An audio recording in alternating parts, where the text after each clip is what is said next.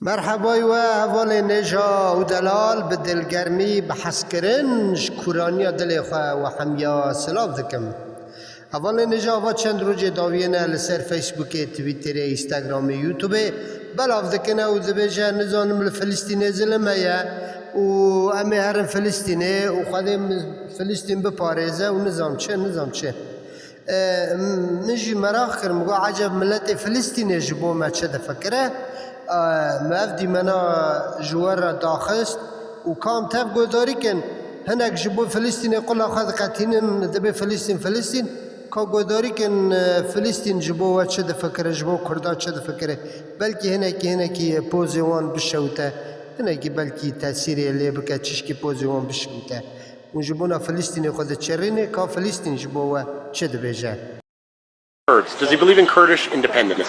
هو عم بسألك عن الأكراد، هل أنت بتآمن إنه الأكراد لازم يكون عندهم استقلالهم؟ لا مستقلين؟ No, I don't. Why not? They're in the same position as the Palestinians. ليش؟ ما هم تقريبا وضعهم زي وضع الفلسطينية.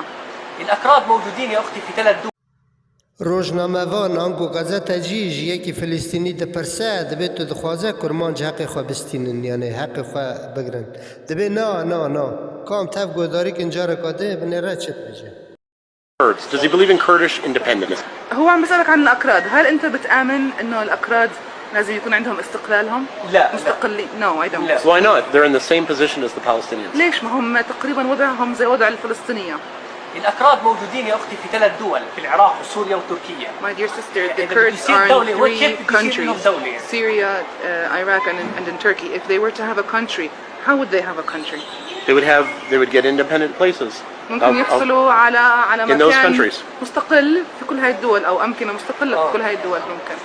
يعني هو عم بيسالك مش انا طبعا ضد يكون دوله للاكراد. الأكراد